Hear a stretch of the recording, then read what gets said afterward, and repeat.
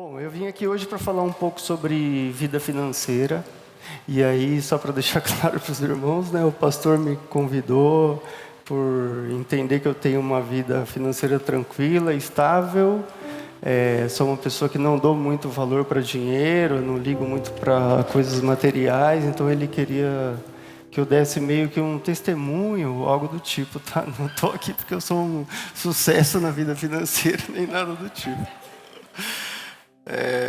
Então a gente vai falar um pouco sobre vida financeira no trabalho, no negócio e no dia a dia.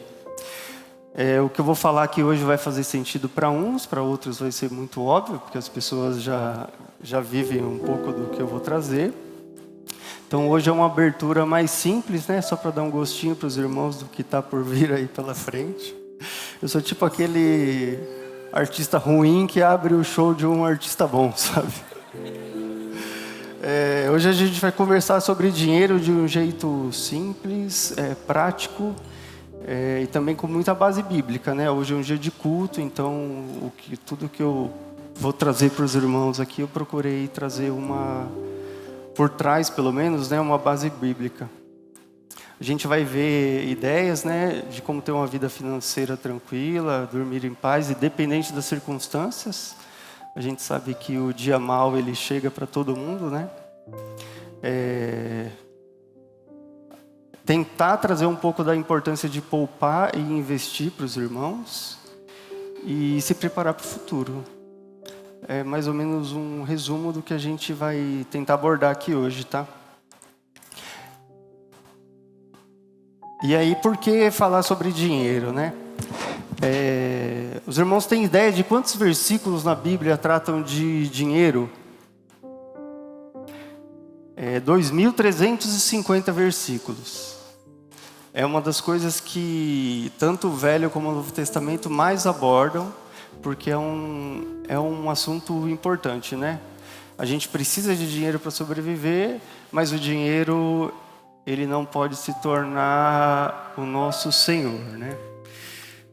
Só para ter uma ideia de comparação, a Bíblia fala sobre dinheiro em 2.350 versículos e a gente tem 500 versículos falando de fé e 500 de oração. Então, o tema dinheiro, ele foi muito abordado na Bíblia como um todo. Das 38 parábolas de Jesus, 16, mais ou menos 40%, elas abordam de alguma forma o tema dinheiro, riqueza ou administração de bens. Então, a ideia aqui não é vender nenhuma receita milagrosa, né? É tentar ajudar realmente os irmãos a se organizar, a organizar a vida e ter mais paz na vida financeira, né? A Bíblia não manda a gente fugir do dinheiro, mas ela deixa claro que não é para a gente colocar o dinheiro no trono. Então o dinheiro nunca pode se tornar o nosso propósito, né? Não pode se tornar o objetivo da nossa vida. Eu vou começar dando um testemunho para os irmãos, que eu não ia falar nada, mas foi até o pastor que pediu para trazer. Eu venho de uma família simples. Meu pai era marceneiro, eu comecei a trabalhar com 14 anos, não tinha condição de pagar a faculdade. Entrei na faculdade tarde, inclusive, eu entrei com 22 anos e saí com 26. Eu consegui uma bolsa de estudo, né, 100%, fiz uma prova, consegui bolsa e foi a forma que eu tive de fazer faculdade. Sobre finanças, como a gente era simples, vamos dizer assim, eu aprendi desde cedo a não gastar com bobagem, sempre tive fama de ser mão de vaca. E economizar sempre que possível, né? Eu tento isso até hoje, tento controlar minha esposa ali, que às vezes ela é meio despirocada, né? Eu comecei a guardar dinheiro, irmãos, em uma garrafa PET. Depois eu fui aprendendo a investir devagarinho, né? Consegui juntar um dinheiro que, honestamente, eu nunca imaginei que eu fosse conseguir juntar. E, de repente, em 2020, no começo da pandemia, eu quebrei. Em um dia de day trade, que eu fui fazer fiz uma bela de uma cagada, sendo bem transparente, eu perdi em um dia mais ou menos 15 anos de trabalho e investimento. Na verdade, a grande armadilha foi, eu fiz na quarta-feira de cinzas, assim que começou a pandemia, ganhei uma boa grana, fiz no dia seguinte, ganhei mais um pouco, e aí no terceiro dia eu perdi tudo. E aí por que eu estou contando isso para os irmãos, né? Primeiro para alertar os irmãos, deixar claro que não existe dinheiro fácil. Não existe investimento com retorno rápido. Então, se alguém oferecer qualquer tipo de coisa para os irmãos nesse sentido, pelo menos fiquem com o pé atrás, porque de fato não existe investimento fácil, né? E aí nunca caia nessa tentação de fazer um day trade, que já teve mais em alta isso, né? Eu acho que hoje já até meio que deu uma baixada, porque o pessoal percebe que no longo prazo, pelo menos, dificilmente você consegue ganhar, né? Então, eu estou trazendo isso porque pode ter acontecido com mais alguém, né? Pode ser que alguém esteja passando por isso aqui hoje. Quantas pessoas hoje não podem estar quebradas financeiramente aqui no nosso meio, pensando que a vida acabou e que não tem mais jeito. Então, é só para realmente trazer para os irmãos que tem jeito sim. Levanta a cabeça, ora a Deus pedindo sabedoria e começa tudo de novo, irmãos.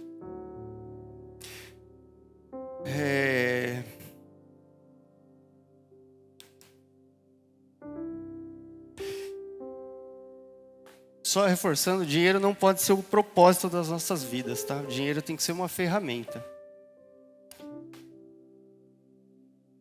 Mateus... isso. Perdão, vou ter que ficar olhando para trás aqui. Mateus 6...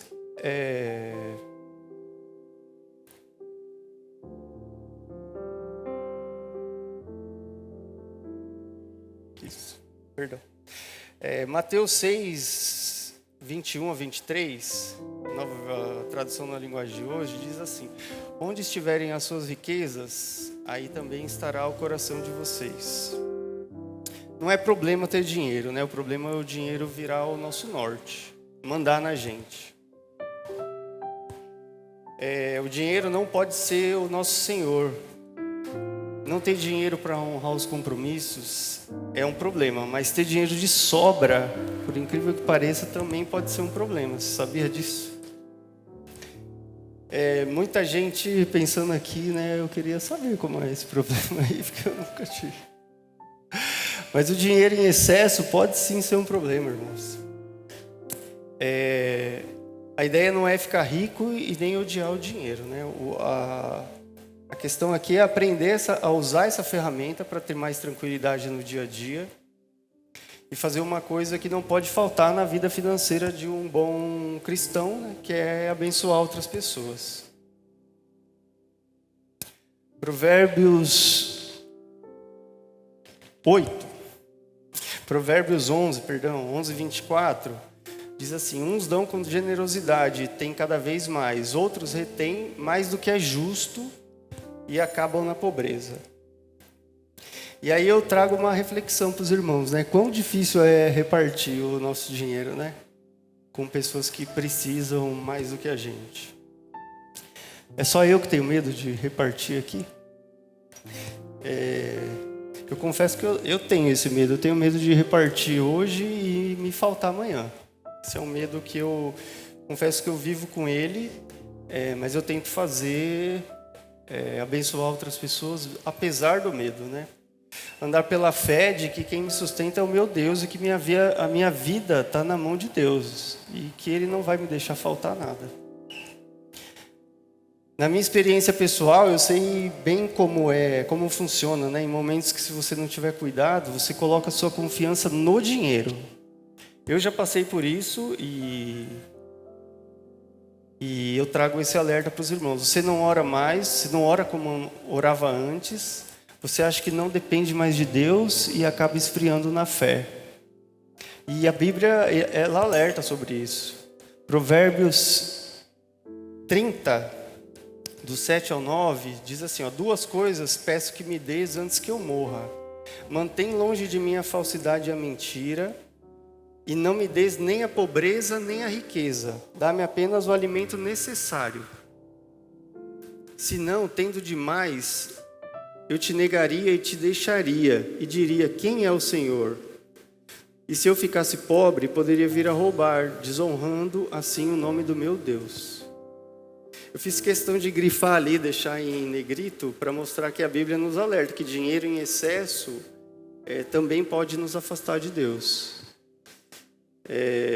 O dinheiro não pode ser o meu Senhor, e a minha paz não vem do quanto eu ganho ou do quanto eu tenho guardado, né? Vem do Deus em quem eu confio.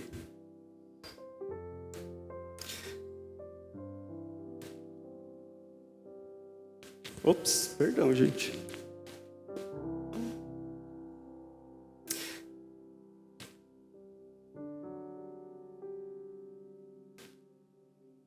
Dá para ver que número que é esse slide, por favor? 14? Perdão. Bom, então vamos lá. Começar falando de paz financeira, tá? O que é paz financeira, né? Paz financeira, segundo Jesus, não é a ausência de problemas ou a acumulação de grandes riquezas, né? Você não pode se sentir em paz financeiramente se você tiver dinheiro guardado. Você tem que sentir paz baseado em Cristo, né? A paz que Cristo nos deixa. E aí, o segredo de uma vida tranquila, né? Honestamente, irmão, não tem muito segredo. Necessariamente é ter uma vida mais simples, sem luxos, sem excessos, gastando menos do que se ganha. Esse é o grande segredo para você ter uma vida financeira tranquila. Não tem a ver com quanto você ganha, tem a ver com quanto você gasta. Você precisa fazer certas economias no dia a dia, né? Se você quer ter uma vida financeira tranquila, não adianta você saindo comprando tudo que você gostaria de ter, porque certamente você vai se enrolar. E se você quer juntar algo, você tem que economizar, não tem jeito. Então seja mais humilde, tenta viver uma vida de acordo com o seu padrão, ou de preferência, eu sempre digo que a gente tem que viver um padrão de vida, uma faixa abaixo do que a gente tem de renda ou de salário. Para mim, esse é o ideal. A gente precisa também parar de dar valor excessivo para as coisas, né? Ficar mais satisfeito com o que a gente já tem. A Bíblia diz que se a gente tiver o que comer e o que beber, com isso a gente já deveria estar satisfeito, mas não é o que a gente vê no dia a dia, né? As pessoas estão cada dia correndo mais atrás de coisas e coisas. Eu lembro que na pandemia, quando começou a pandemia, a gente tinha esperança de que as coisas fossem mudar no mundo, as pessoas fossem se tornar mais humanas, né? Mas eu vejo que aparentemente a gente está cada dia pior, né? Cada dia as pessoas correndo mais atrás de bens materiais.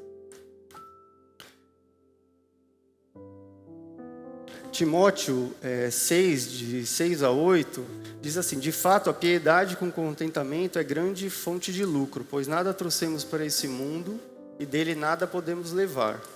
Por isso, tendo que comer e com que vestirmos, estejamos com isso satisfeitos.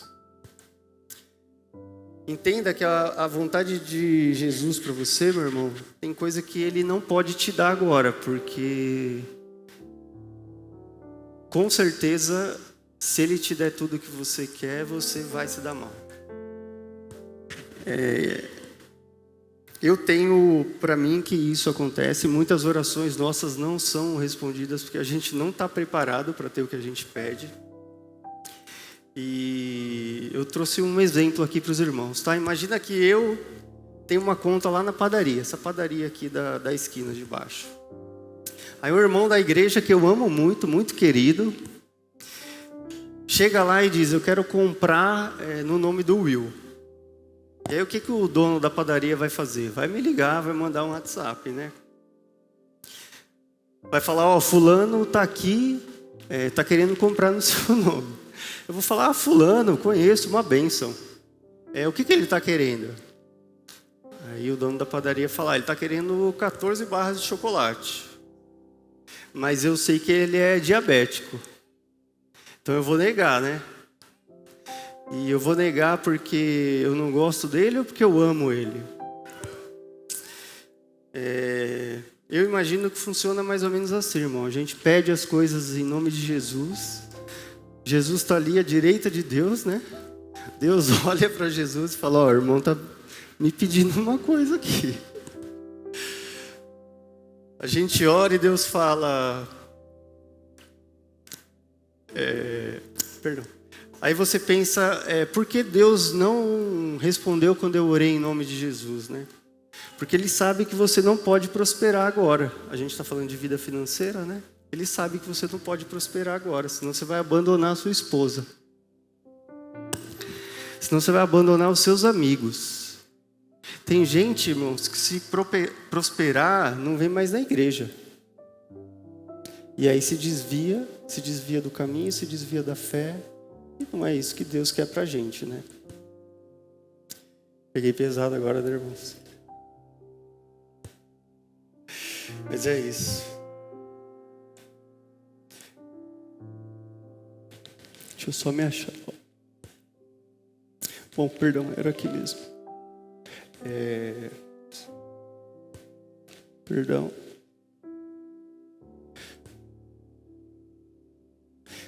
Próximo tópico, irmãos, é estar contente e satisfeito com o que a gente tem.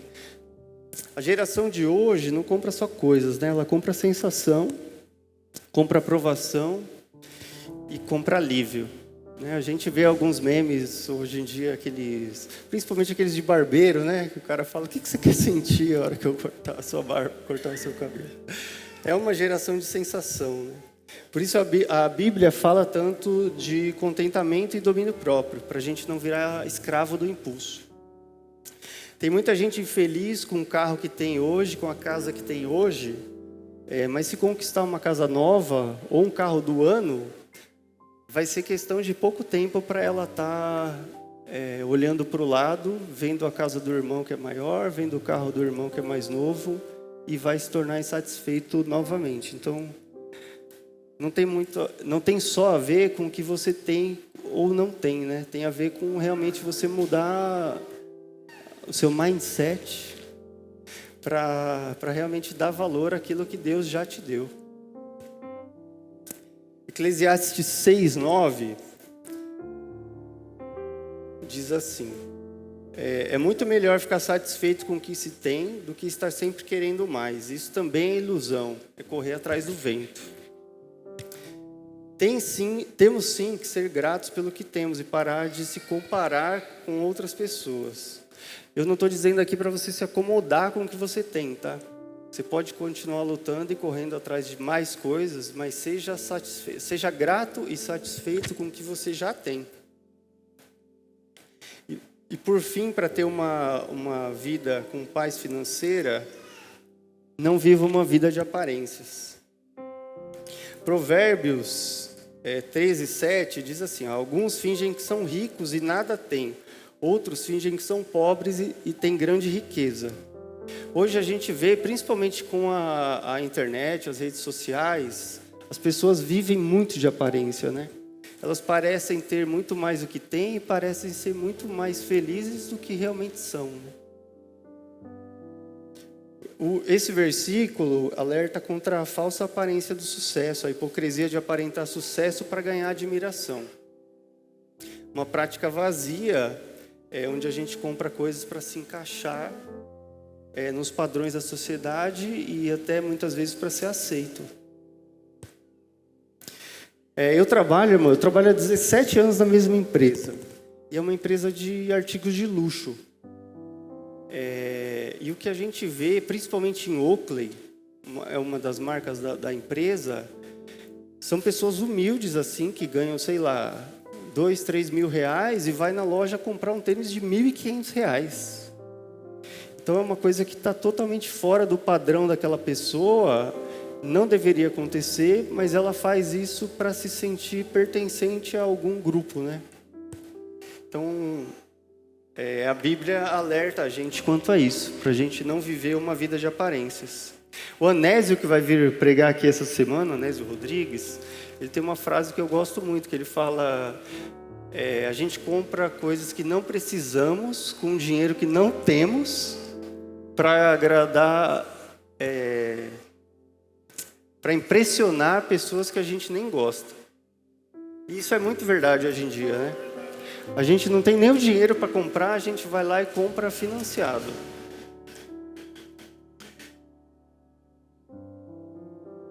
Então é isso. Esteja satisfeito com o que você tem e não viva uma vida de aparências. E aí, irmãos, próximo tópico é para que serve o dinheiro, né? Para que a gente trabalha e ganha o dinheiro que a gente ganha? Eu vou elencar aqui 3 ou 4 tópicos bem rapidinho para os irmãos. O primeiro, eu diria que é para realizar sonhos, né? Uma das coisas que a gente deve fazer com o fruto do nosso trabalho é realizar os nossos sonhos. A gente trabalha e acho que Deus se agrada disso, né? A gente se esforçar, ganhar o nosso dinheiro e realizar os sonhos que a gente tem. Os sonhos que Deus colocou no nosso coração. Muitas vezes esse sonho é o que nos dá força para levantar de manhã e batalhar, né? E sonho não é luxo, tá? Pode ser algo muito simples, mas que é importante para você. Pode ser uma viagem, pode ser sair do aluguel, para quem paga aluguel. Pode ser abrir o próprio negócio, trocar de carro, trocar de moto. Fazer uma faculdade, ajudar um filho a estudar. Coisas desse tipo, né? O problema é que muita gente sonha, mas não se organiza, né? É importante se organizar. Ver o que você pode guardar um pouquinho por mês. É importante todo mundo criar o hábito de guardar, por menos que seja, guardar um pouquinho todo mês, porque faz muita diferença. Eu vou até trazer alguns exemplos aqui para os irmãos de cenários assim totalmente possíveis, de uma pessoa que ganha razoavelmente pouco, que pode investir uma parcela do salário ali, principalmente para mostrar a curva de juros ao longo do tempo que funciona a nosso favor, né? Assim como a gente, quando está endividado, os juros quebra nós, quando a gente guarda um pouquinho todo mês, essa curva de juros também vai ajudar a gente a crescer mais rápido, né? Segundo tópico, eu tenho uma reserva, ter uma reserva, né? Investir uma parte. Não é falta de fé, é sabedoria. A própria Bíblia nos alerta muito sobre isso. A Bíblia fala de gente prudente que guarda, que se prepara, que enxerga o perigo e que se protege. Provérbios 6, de 6 a 8, fala assim: preguiçoso, observe bem as formigas, olhe os seus caminhos e seja sábio. Elas não têm supervisor, nem oficial, nem governante para dar ordens. Mesmo assim, trabalham durante o verão, ajuntando provisão para o inverno. A formiga não é rica, mas ela é organizada. Ela guarda no tempo certo, porque ela sabe que lá na frente vai precisar de uma provisão. E aí, irmãos, se uma formiga sabe que tem que fazer isso, como é que a gente vive sem ter uma reserva? Porque as situações difíceis, as emergências, elas vão aparecer, né? É uma batida de carro, é um problema de saúde que precisa fazer um exame. E se você não tem uma reserva, você vai acabar se enrolando.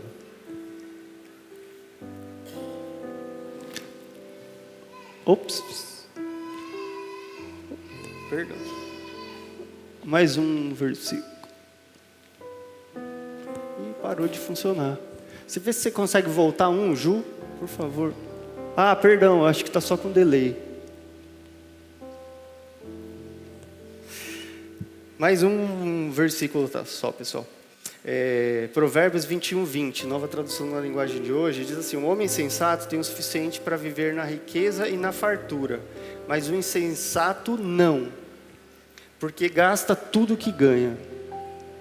Então veja que a Bíblia está chamando aqui quem não guarda um pouquinho, quem gasta tudo que ganha, de insensato. Vocês sabem o que é insensato, né, irmão?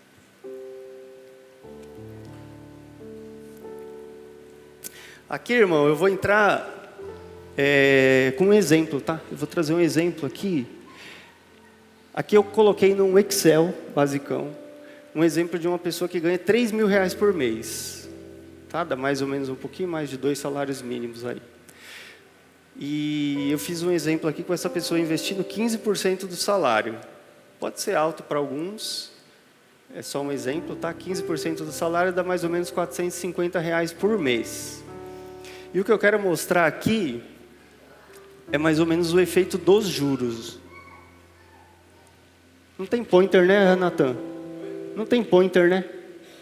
Tem? Ah, é verdade. Mas tudo bem, irmãos. Aqui o exemplo é o seguinte. Eu coloquei aqui 15 anos, tá? Mas é só para exemplificar. Para mostrar o efeito de juros. A curva de juros, se você mantiver um investimento fixo todos os meses, nunca vai ser uma reta.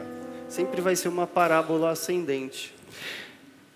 E esse exemplo, ó, a gente está investindo R$ 450 por mês por 15 anos, com a taxa Selic de hoje, que é de 15%.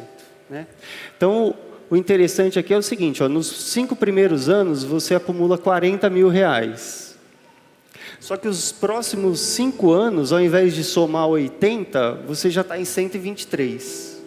Então, do quinto para o 10º ano, são R$ 83 mil. E já do 10º ano para o 15º, que você teria R$ 305 mil, a diferença é de 182. Então, essa faixa de 5 anos, investindo os mesmos R$ 450 por mês, vão te dar 83 mil, e os 5 anos seguintes vão te dar 180 mil. E aí você pode pensar, mas investir por 15 anos é muito tempo, né? Como eu não sou tonto, eu já trouxe um outro exemplo que não está indo, e eu acho que a hora que for vão ir vários. Esse aqui. Aqui eu fiz o seguinte, mesma pessoa investindo os mesmos R$ 450, só que chega no 5º ano ela cansa, ela para. Só que mesmo assim, ó, notem que no 5º ano aqui, tem uma leve queda, porque ela deixa de colocar os R$ 450 todos os meses, mas a curva não para de subir. E por que isso acontece? No 5º ano, o atingimento que ela tem de juros mensal já é mais do que os R$ 450 que ela investia. Então isso continua se acumulando. Ao final, né, de 10 anos, ou seja, 5 anos, sem investir mais nada, você passa de 40 mil para 85 mil. E os próximos 5 anos, você vai de 85 para 180. Lembrando que você parou de investir no 5º ano. Então, a dica que fica aqui é, comece hoje. Por menos que você possa guardar, guarde um pouquinho todos os meses. Procure não mexer nesse dinheiro, mexa só em caso de realmente ser uma emergência. Se você puder ir guardando todo mês, ótimo. Se não puder, deixa lá o que você já tem, porque vai trabalhando juros sobre juros e você vai ganhando dinheiro sem trabalhar. Né? Então, notem que a diferença de investir por 15 anos, você teria 305 mil, investindo por 5 só, mas deixando por mais 10 lá rendendo, você chega em 180 mil.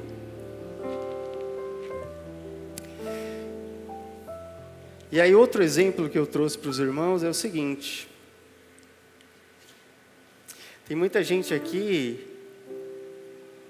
que sonha em ter uma casa de aluguel, né? Ops, perdão, gente. Passou tudo aqui. É que eu estou mirando para cá, na real é para lá. Seguinte, alguém aqui tem um sonho de ter uma casa de aluguel? Ninguém? Só que para a gente ter uma casa de aluguel hoje, já é difícil a gente ter a nossa própria casa hoje, né? Ter uma casa de aluguel se torna ainda mais difícil. Só que a gente tem fundos imobiliários hoje que dão uma ajuda para a gente ter uma renda extra. Funciona exatamente como se você tivesse uma casa de aluguel. Você recebe todo mês uma parcela, investindo em fundos. E aí tem vários tipos de fundo, tá? Tem fundo de papel, fundo de laje. Um exemplo é o Shopping Catarina aqui do lado. Aquilo ali foi um fundo imobiliário que foi constituído, os irmãos investiram. Né? Cada um aqui, por exemplo, pode ir lá e comprar uma cota, e aí todo o aluguel que as lojas pagam, eles distribuem todos os meses. E aí eu até trouxe aqui no exemplo, que é o seguinte, eu coloquei no no Excel um exemplo, que se eu tivesse 300 mil reais para comprar uma casa em Araçariguama, eu dei uma pesquisada de quanto é mais ou menos o aluguel de uma casa em Araçariguama. No valor de 300 mil, você consegue alugar ela por mais ou menos de 1.200 a 1.500 reais por mês. Se você investir esses mesmos 300 mil que você colocaria para comprar essa casa hoje, ao invés de 1.200 a 1.500, você vai receber pelo menos 2.000 reais. Então, óbvio que na compra do imóvel, você vai ter outras vantagens, né? Não corre o risco de cair, de ter uma queda, o fundo imobiliário tem esse risco, o imóvel vai ter uma valorização, mas aqui é uma dica para os irmãos do seguinte: você não tem dinheiro para comprar uma casa hoje, você pode começar com 10, com 20 reais, porque tem fundos imobiliários que custam 10 reais. E todo banco hoje, ele tem um home broker que ele te dá acesso para você poder negociar isso. Tá? Esses 2.000 reais aqui, pessoal, é um fundo imobiliário conservador, tá? Um fundo imobiliário hoje, bom, ele paga na média de 1%, chegando até 1,4% ao mês. Então, se ao invés desses 1.500 no aluguel de casa, você pode receber até 3.000, por exemplo, tá? O risco é baixo, se você pensar em investir longo prazo, ele pode até chacoalhar, como já chacoalhou bastante esses últimos períodos, mas a tendência é sempre de alta, né? Porque eles repassam os aluguéis, né? Aluguel tem aumento todo ano. Se não tiver vacância, com certeza a tendência do fundo é sempre se valorizar. E aí, por fim, realizar sonhos, ter uma reserva e, por fim, aliás, tem mais um depois. Para que serve o nosso dinheiro? Para a gente ser generoso e ajudar quem precisa. Isso é bíblico, né? Jesus falou muito sobre isso. O fruto do nosso trabalho serve, sim, para a gente abençoar outras pessoas. Não é esse o... agora foi. Provérbios 19:17 diz assim: ser bondoso com os pobres é emprestar ao Senhor, e Ele pagará esse empréstimo. Deus nos dá recursos, irmãos, para gente, não só para a gente usar com nós mesmos. O fruto do trabalho também é para abençoar outras pessoas. Generosidade, segundo Jesus, é dar sem esperar que a pessoa possa retribuir. E até mesmo agradecer, né? Porque muita gente faz as coisas esperando um agradecimento ou algo em troca, né? A Bíblia deixa claro que a recompensa ela vem do Senhor.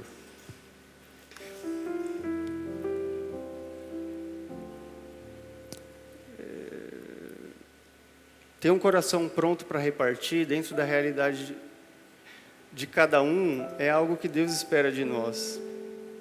E é bonito porque quando a gente é generoso, o dinheiro para de ser um senhor e vira uma ferramenta. Ele não nos governa. A generosidade cura a avareza, cura a comparação e lembra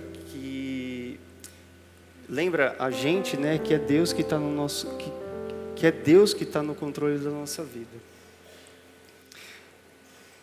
Sabe como que deveria ser, irmãos? Principalmente entre nós aqui da igreja. Eu estou na minha casa, alguém bate na porta e eu falo para a Renata: putz, é o João. Ele veio sem avisar, a gente não tem nada para oferecer, a gente não tem uma comida, não tem uma bebida, a gente está sem nada para oferecer.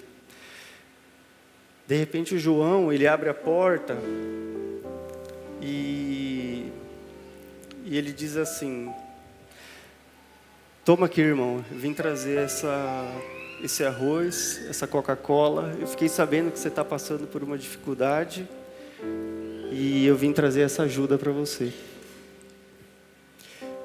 Entre nós, principalmente, né? Não só entre nós, claro, mas entre nós, a gente não deveria ter um irmão passando apuro, a gente sabendo que ele está passando por um apuro e a gente não fazer nada. Acho que todo mundo aqui pode ajudar, né? Não com muito, mas com um pouco pelo menos, eu tenho certeza que todo mundo pode ajudar. Atos 20:35, a NVI, diz assim: em tudo que fiz, Jesus falando, tá? É Jesus, pastor? Jesus, né? Ixi, botei o pastor numa furada agora. Atos 20, 35. É Paulo, né? Perdão.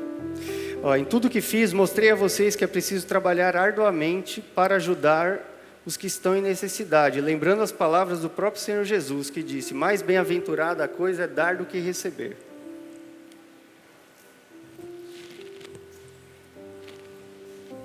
E por fim, pessoal, para que serve o dinheiro? Para manter o nosso nome limpo, né? Eu vou trazer até alguns exemplos aqui de dados econômicos de janeiro e fevereiro agora, de 2026, são bem atuais. Mas a gente deve honrar os nossos compromissos, né? Evitar ficar preso em dívida. E é para isso que a gente trabalha e tem dinheiro. Romanos 13, 7 diz assim, ó, deem a cada um o que lhe é devido. Se imposto, imposto. Se tributo, tributo. Se temor, temor. Se honra, honra.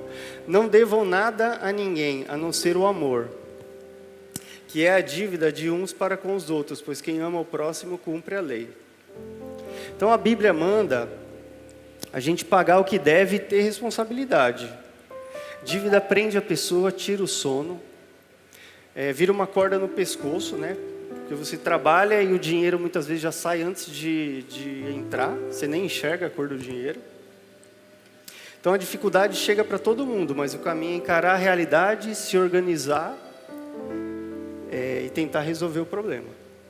Nome limpo não é vaidade, né? É paz e liberdade. Mas se você já está endividado, irmãos,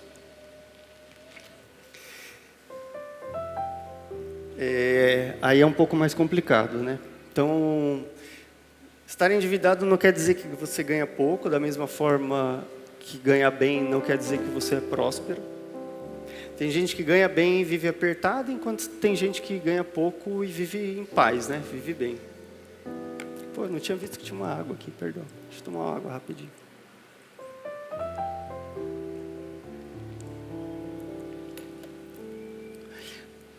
Então aqui, irmãos, eu trago um dado bem recente, tá? De janeiro e fevereiro de 2026. Ele traz endividamento recorde, 79%, praticamente 8 em cada 10 pessoas está endividada.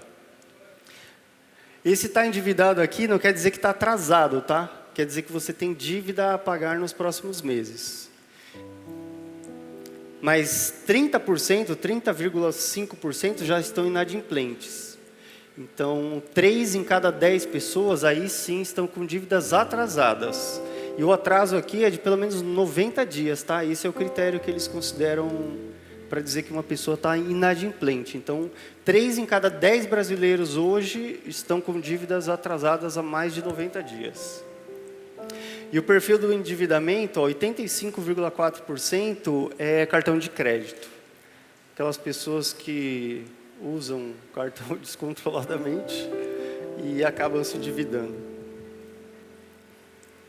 E desses 30,5% das famílias que estão endividadas, 13,2% dizem que não têm condição de pagar as dívidas. Então elas já abandonaram, né? Já assumiram que o nome está sujo e que não tem o que fazer. Então o que fazer se eu já estou endividado, né? Primeiro, parar de fazer novas dívidas. Primeiro passo é parar o sangramento. Antes de resolver as dívidas antigas, você precisa parar de criar novas dívidas. E para uma pessoa que está endividada, se não for uma emergência, se ela não ficou endividada, né, por uma emergência, isso aqui é muito difícil, né? Se controlar, né? Então o ideal é não usar cartão de crédito, principalmente se for parcelado. Para de comprar qualquer coisa que não seja essencial. Não entrar no cheque especial. Todo mundo sabe o que é cheque especial? É o maior juro que existe no mundo.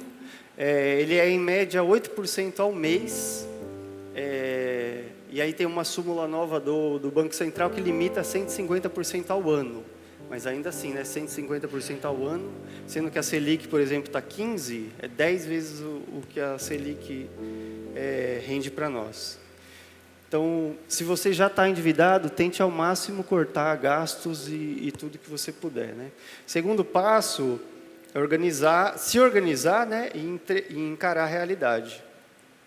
Muita gente vive endividado e não sabe exatamente o quanto deve e não tem controle, não tem um controle bem feito do quanto entra e do quanto sai. Para você sair da dívida, necessariamente você vai ter que começar a fazer esse tipo de controle. Então, o segundo passo é colocar tudo no papel, né? Anotar quanto você ganha por mês, todas as despesas fixas, todas as despesas variáveis que você tem, todas as dívidas e quanto você pretende pagar por mês de cada dívida, tá? Então, o ideal é necessariamente mapear exatamente para onde está indo o seu dinheiro. Tem um ditado que diz que você não controla o que você não conhece. Então, você tem que conhecer exatamente quanto entra, quanto sai e para onde está indo esse dinheiro. E aí a dica aqui é negociar e pagar uma dívida por vez, né? Depois de organizar tudo, vem um passo muito importante que é começar a resolver. E aí o que você pode fazer é procurar o banco ou a loja que você tem dívida para tentar renegociar isso, tirar um pouco dos juros que já está lá embutido e tentar renegociar essas parcelas. Pedir desconto para pagamento, que acontece muito, né? Você tem uma dívida lá de 20 mil, o banco fala, ó, paga esses 2 aqui e eu limpo seu nome. Então, tentar renegociar dessa forma. E sempre quando você for...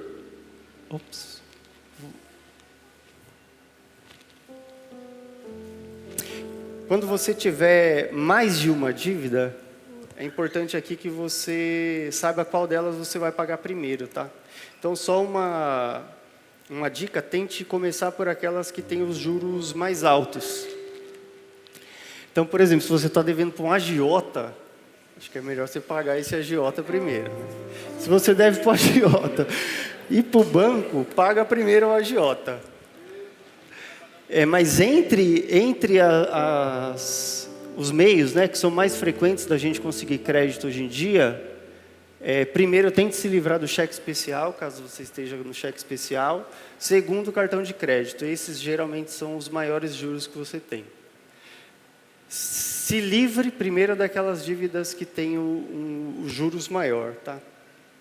Espero que eu esteja falando aqui, mas que não tenha ninguém endividado ainda, tá, irmãos? E nenhum agiota aqui também, pelo amor de Deus. Bom, é isso. Aqui eu trouxe um link. Tem vários aplicativos que ajudam o pessoal a se organizar no dia a dia, né? Organizar a despesa, o quanto entra de salário, o quanto você pode investir, vários tipos de coisa. Eu não quis recomendar nenhum, porque cada um vai gostar de um perfil, mas eu deixo aqui esse QR Code, que ele vai dar acesso para 14 aplicativos, todos gratuitos, que eles ajudam vocês a se organizar, a colocar os gastos e as despesas tudo sob controle, tá? Se comprometa a usar um deles pelo menos por 30 dias, para você criar o hábito ali de controlar melhor as suas despesas e tentar começar a guardar um pouquinho todos os meses. Está acabando já, tá, irmãos? Mais 1 ou 2 slides só. Aí, por fim, uma reflexão, tá? As suas decisões financeiras hoje estão aproximando ou afastando vocês dos seus sonhos? Vocês têm conseguido guardar um pouquinho todo mês? Têm conseguido controlar, né, os gastos, controlar o cartão de crédito, para tentar poupar e investir um pouquinho todos os meses, para realizar os sonhos lá no futuro? E se nada mudar nos próximos anos, como que vai estar a sua vida financeira daqui 5, 10, 15 anos? Se você mantiver o mesmo comportamento que você tem hoje. Se você achar que vai estar mal, já é um sinal de alerta para você começar a mudar o quanto antes, né? Então, um resumo final aqui, para a gente fechar. Coisas importantes, né? Decisões que mudam a sua vida financeira. Principal, gastar menos do que ganha.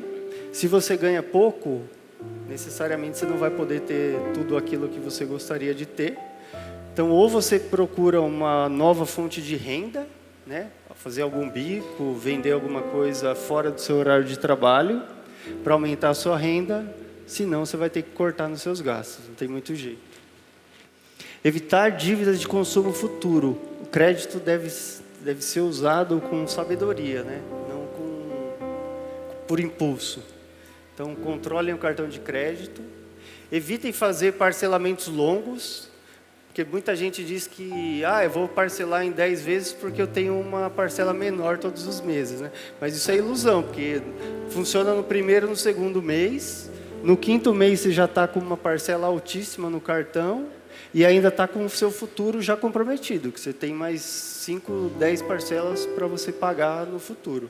Então, evitem fazer parcelamento, principalmente de coisas pequenas, né? Valores pequenos. E o mais importante, talvez, aqui, tente investir com consistência, independente do valor, tá? Não importa quanto você ganha, mas tente separar um pouquinho para investir todos os meses, porque, como a gente viu lá, o tempo é fundamental. Quanto antes você começar, mais chance de realizar os seus sonhos lá no futuro. É isso, pessoal.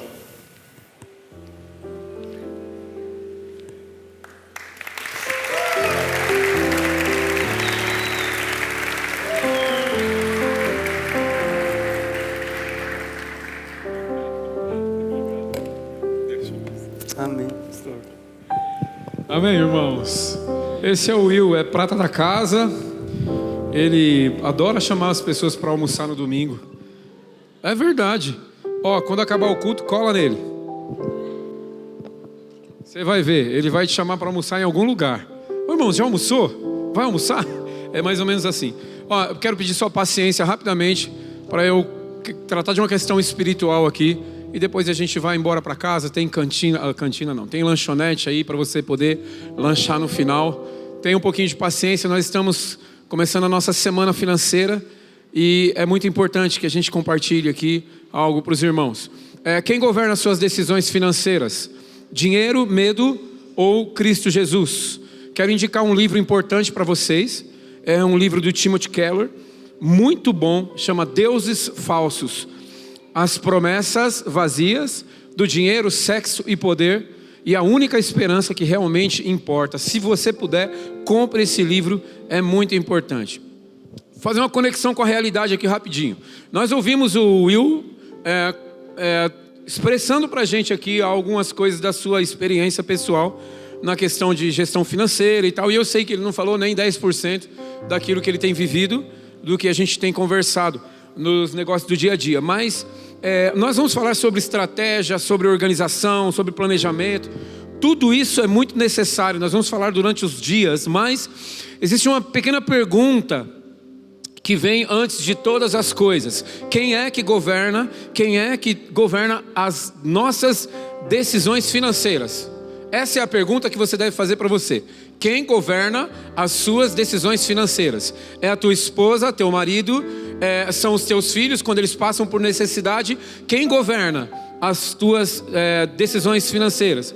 A gente costuma tratar o dinheiro como uma questão de cálculo, né?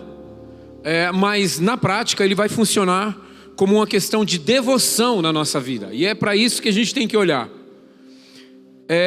Ninguém toma decisões financeiras de maneira neutra. Toda decisão carrega um tipo de confiança que a gente tem, ou um tipo de fé que as nossas escolhas fazem. A gente acredita piamente em algumas coisas, então a gente vai tomando decisão corriqueiramente na nossa vida. Como a gente compra ou a gente espera, a gente investe ou a gente segura, a gente vai crescer financeiramente agora ou a gente vai recuar em alguma coisa. A gente sempre está tomando as decisões todos os dias. E muitas vezes a gente pensa que essas decisões são apenas decisões financeiras. Mas elas não são só financeiras, elas são decisões espirituais. Timothy Keller diz nesse mesmo livro, ele diz assim: aquilo em que você mais confia é na prática o seu Deus. Vou repetir. Aquilo em que você mais confia é, na prática, o seu Deus. E o dinheiro tem essa capacidade sutil, né?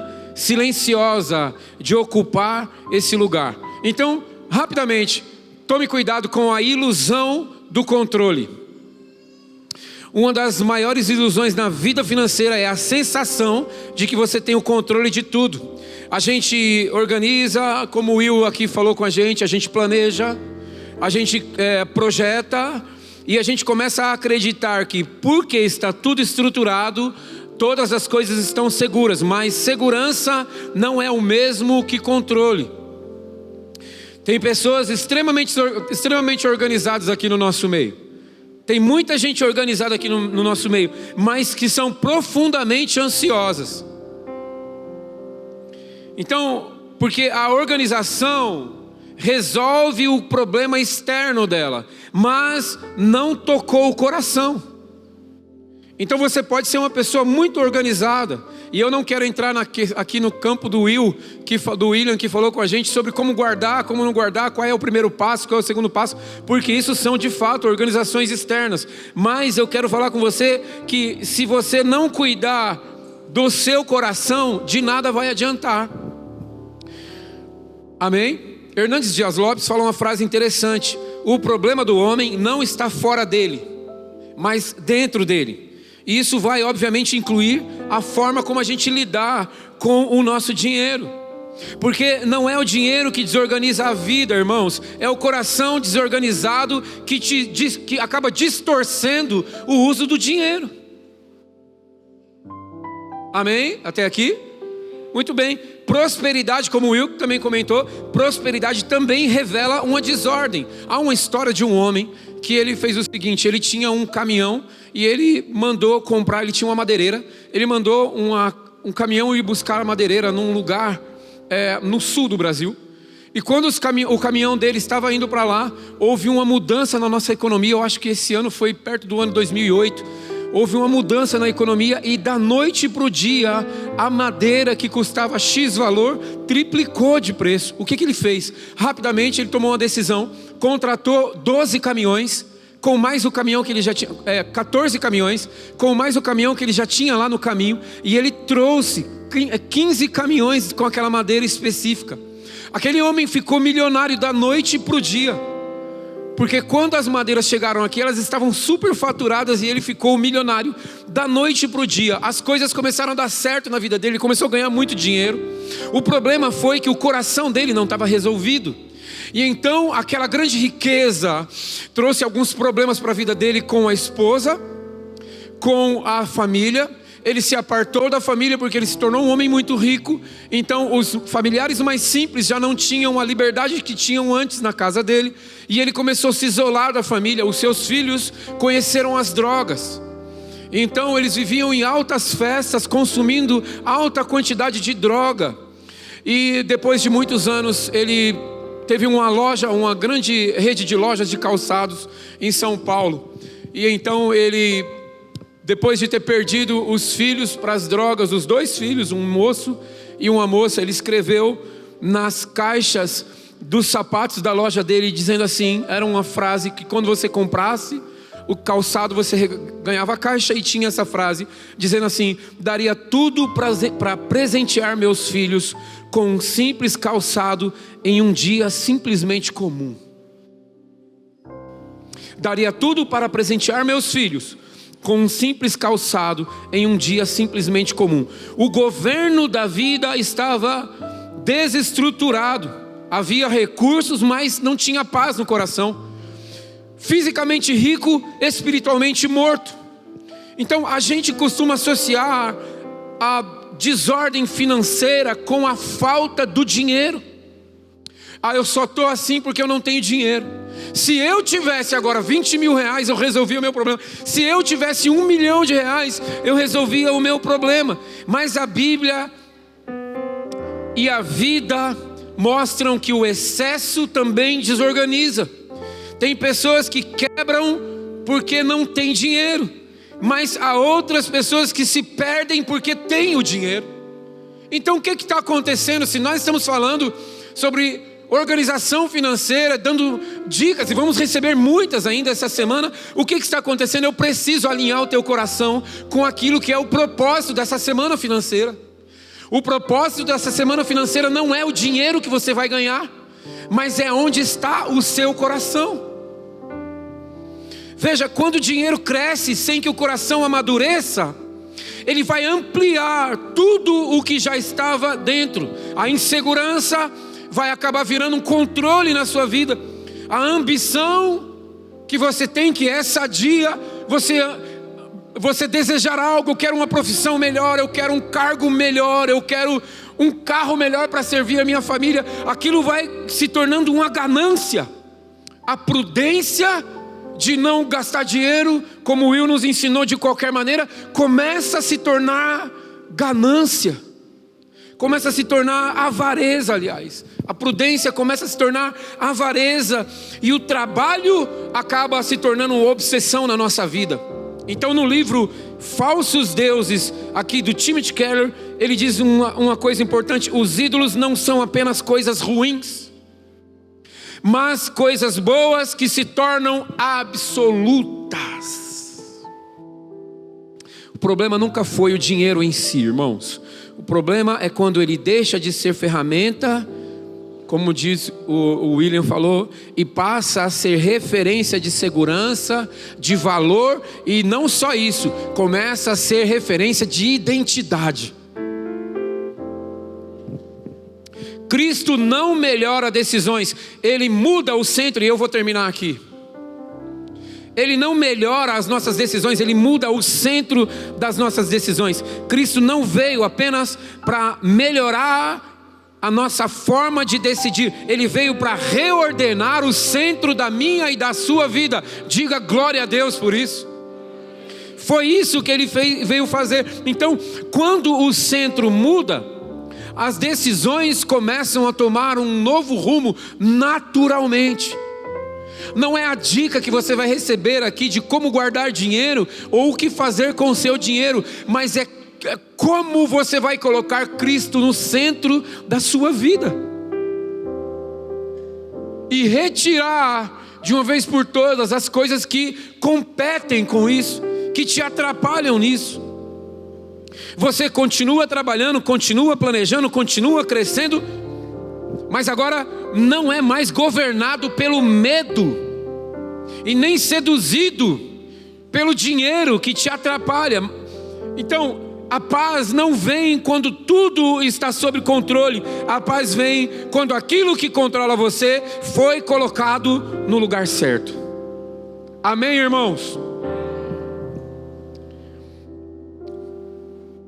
Glória a Deus. O que as nossas decisões então revelam? Eu quero propor um exercício bem rápido aqui para os irmãos. Você não precisa falar nada, não é preciso se expor. Por favor, seja honesto com você mesmo agora, ok? Seja honesto com você mesmo. Pense nas suas últimas decisões financeiras importantes que você tomou. Como foram essas decisões?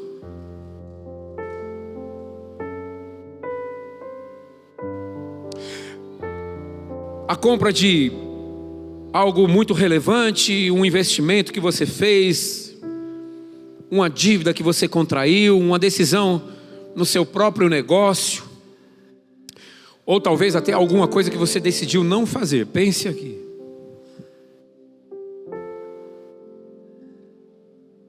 Agora responde só para você, para mais ninguém. O que mais te influenciou nessa decisão? Quando você tomou essa decisão, foi o medo de faltar na sua casa? Foi a pressão para você crescer mais? Você tomou essa decisão comparando a sua vida com a vida de alguém? Você percebeu que você precisava de mais controle, e aí você tomou essa decisão? Foi um impulso? Ou foi uma convicção que você teve diante de Deus? Muito bem. Se você repetir esse mesmo padrão nas próximas decisões, para onde é que a sua vida está indo? Porque as decisões repetidas vão formando caminhos, irmãos.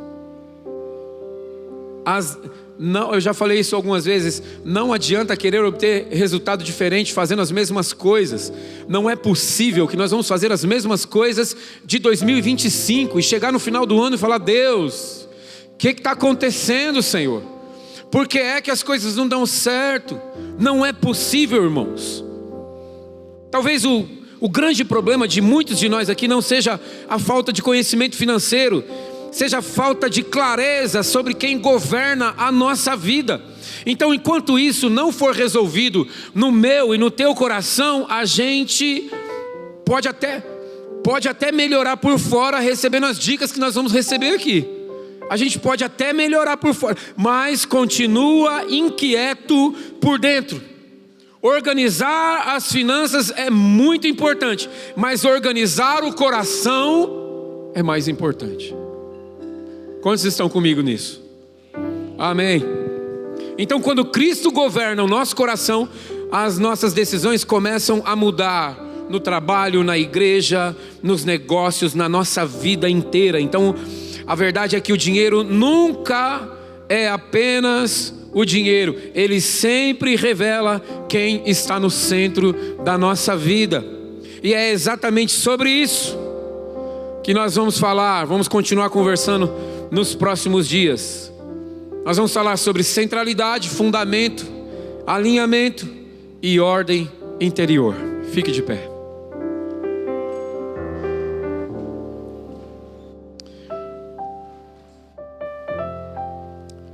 Você vai ser muito desafiado essa semana a colocar as coisas em ordem. Mas você não pode perder o foco dessa semana financeira. Amanhã vamos receber os irmãos, ainda vem para cá o Davi Lago, vem o pastor Anésio, vem o Eduardo Fieldberg, o primo pobre. Então nós vamos receber bastante gente aqui para nos abençoar. Eu quero que você abra o seu coração, mas que você não perca o centro desse propósito. Cristo Jesus quer organizar a sua vida. Você está me ouvindo? Cristo Jesus quer colocar as coisas em ordem. E talvez você pense assim, eu ouvi uma pessoa que falou assim para mim: pastor, eu não vou participar não, porque a minha vida está tudo bem, eu não devo ninguém, eu tenho dinheiro guardado. Mas nós não estamos falando de dinheiro. Amém? A gente não está falando de dinheiro. Nós estamos falando do dono da vida. Estamos falando de Cristo Jesus. E Ele é o centro. Ele vai colocar as coisas no lugar, viu? Na tua vida, na minha vida. Você vai ver que Deus vai te abençoar poderosamente. Mantenha a sua alegria no Espírito de Deus. Participe desses dias e deixa Deus falar com você. Amém? Vamos orar? Feche os seus olhos agora e vamos orar. Querido Deus, nós te louvamos por esse tempo. Obrigado pela tua palavra. Obrigado pela vida do irmão William, que nos abençoou de uma forma tão simples, Senhor, mas tão profunda, Deus, das experiências próprias e daquilo que o Senhor tem para nós hoje. Obrigado por cada dica, por cada assunto. E agora nós te pedimos que o Senhor seja o centro da nossa vida, o centro da nossa casa. Coloque a mão no seu coração agora, por favor. Senhor, que o Senhor tome o teu lugar nos nossos corações. Tira todo o medo das decisões financeiras. Tira todo o medo, toda a angústia, toda a ansiedade. Porque não tem a ver com dinheiro, tem a ver com o centro. Aquilo que tem tomado o centro da nossa vida. Senhor, a tua palavra diz: em paz me deito e logo pego no sono. Porque só tu me fazes repousar em segurança. A nossa segurança não está nas condições financeiras. A nossa segurança está no teu nome. Está no nome de Jesus. Sim, Senhor, então nós cremos que o Senhor vai fazer uma grande obra no nosso coração. Ó Deus, abençoa a vida de cada irmão que está aqui agora. De cada irmã, cada pessoa, Senhor. Que o Senhor possa aquecer esse coração. Que o Senhor possa colocar essa vida em ordem. Para que o Senhor faça uma grande obra no coração e na vida de cada um. Abençoa aqueles que o Senhor quer abençoar financeiramente, Senhor, para que eles possam ser úteis no teu reino, abençoando a tua obra. Abençoa aqueles que o Senhor quer abençoar como empresários, como empreendedores. Senhor, abençoa aqueles que o Senhor quer abençoar como gerentes de negócio, como pessoas, como profissionais que conhecem e que são abençoadores de empresas. que as empresas cresçam através do trabalho deles, que os empresários aqui recebam do Senhor tudo aquilo que é necessário para continuar trabalhando, lutando e abençoando a vida das pessoas. Em nome de Jesus, Senhor, nós te pedimos, toma o teu lugar nas nossas vidas. Toma o teu lugar nos corações. Todo medo, toda angústia da alma, que saia em nome de Jesus, e que esse coração receba a paz do Senhor, em nome de Jesus, para a tua glória. Assim nós oramos, assim nós cremos e esperamos no Senhor. Amém. Que o amor de Deus, a graça do Senhor Jesus Cristo, seja sobre você, sobre a sua casa, sobre sua família, que a consolação do Espírito Santo seja sobre todos aqueles que você ama, e que o Senhor levante o seu rosto sobre você e tenha misericórdia de você e te dê a paz. Se você crê, diga amém. Vai na paz do Senhor Jesus. Deus te abençoe.